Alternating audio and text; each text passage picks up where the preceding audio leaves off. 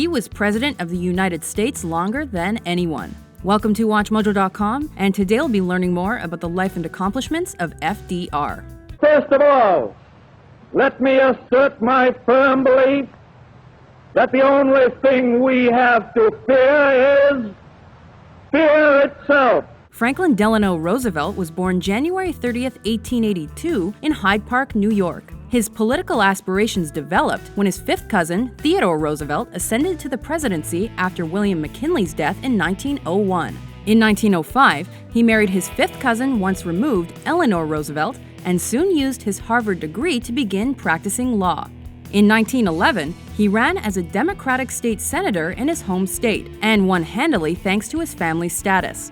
Roosevelt's smart politics eventually earned him admirers nationwide and a second term. After being appointed Assistant Secretary of the Navy by President Woodrow Wilson in 1913, he created the U.S. Naval Reserve.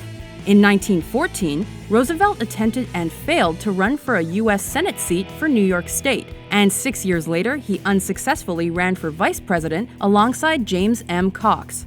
Despite these disappointments, his political career flourished. On a personal level, his extramarital affairs threatened his marriage. He and Eleanor decided to remain political partners, if not romantic ones.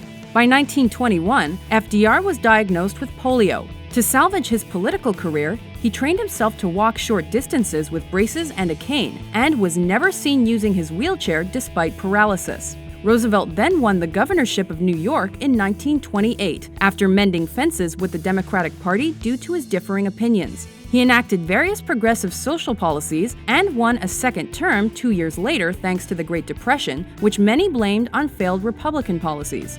Roosevelt, however, set his sights on the White House.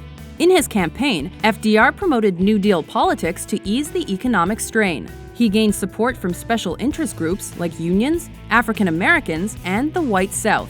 His charisma and upbeat outlook elevated him above incumbent Republican Herbert Hoover, and in November 1932, Roosevelt was elected the 32nd President of the United States. The hour of destiny has struck.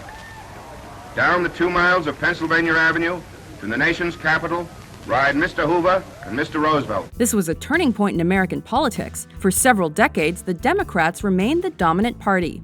When he was inaugurated on March 4, 1933, 1/4 of the country's workforce was jobless. As president, Roosevelt applied his New Deal policies to promote relief, reform, and recovery. Unemployment then dropped drastically, and the gross national product rose. Roosevelt kept his population informed with radio addresses known as fireside chats.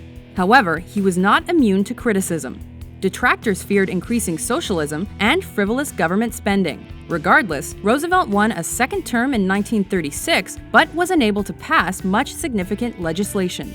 By 1938, poor political choices resulted in the Democrats losing Senate and House seats. When World War II erupted the next year, the U.S. declared support for Britain and France, but maintained they would not fight. Roosevelt subsequently built a strong relationship with British Prime Minister Winston Churchill. As the war progressed, public support turned in favor of intervention, and the Americans built up their military. In 1940, FDR won an historic third term as president in the midst of this conflict, as the 2-term limit had not yet been established. After the Japanese attack on Pearl Harbor, December 7, 1941, the U.S. officially joined the war. A date which will live in infamy. Roosevelt, Churchill, and Communist Russia's Joseph Stalin formed the Big Three and forged plans to beat Adolf Hitler and Nazi Germany.